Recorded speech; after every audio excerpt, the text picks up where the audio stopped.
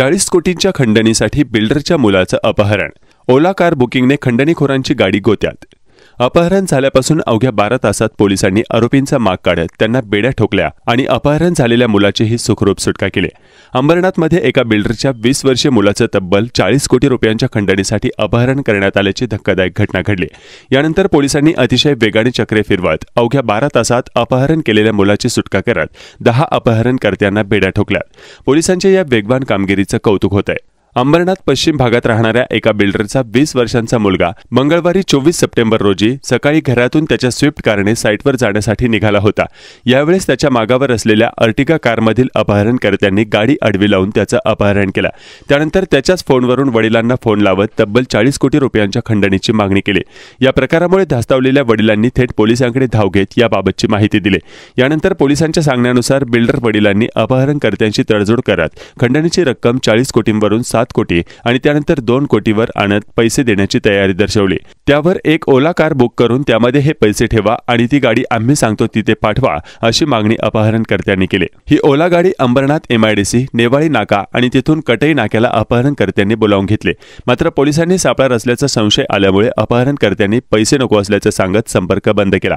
त्यामुळे अपहरण केलेल्या मुलाला धोका निर्माण झाल्यानं पोलिसांनी तातडीने मोबाईल लोकेशन आणि अन्य तांत्रिक माहितीच्या आधारे अपहरणकर्त्यांचा शोध घेत भिवंडीच्या पडघा परिसरातून 10 अपहरणकर्त्यांना बेड्या ठोकल्या.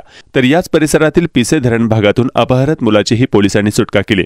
या अपहरणकर्त्यांकडून पोलिसांनी एक गावठी पिस्तूल, 3 जिवंत काडतुसे, एक एअरगन, एक कोयता यासह 3 गाड्याही जप्त केल्या. विशेष म्हणजे अपहरण झाल्यापासून अवघ्या 12 तासात पोलिसांनी आरोपींचा माग काढत त्यांना बेड्या ठोकल्या आणि अपहरण झालेल्या मुलाचीही सुखरूप सुटका केली. यासाठी संपूर्ण ठाणे पोलीस दलातील 100 पेक्षाही जास्त अधिकारी आणि कर्मचारी कार्यरत होते. दरम्यान अटक करण्यात आलेल्या 10 आरोपींपैकी एक आरोपी हा बिल्डर राहत असलेल्याच इमारतीत राहणार असून तो मुंबई फायर ब्रिगेडचा निलंबित कर्मचारी आहे. मुंबई फायर ब्रिगेडमध्ये झालेल्या नोकर भरतीत त्याने अनेक जणांकडून पैसे घेऊन नोकरी देण्याचं आश्वासन दिलं होतं. मात्र हा घोटाळा उघडकीस आल्यामुळे त्याच्यासह या प्रकरणातील आणखी एका आरोपीच्या विरोधात गुन्हा दाखल झाला आणि त्यांना अटक करण्यात आली होती.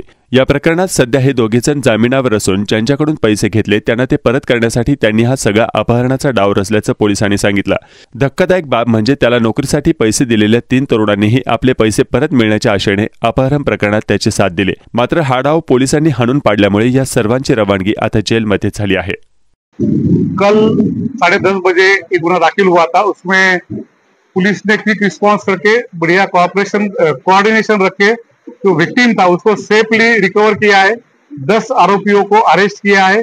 ये गुना में यूज किए हुए जो वेपन्स है, एक कट्टा है, दूसरा एयरगन है और कोयता ये जब्त किया है.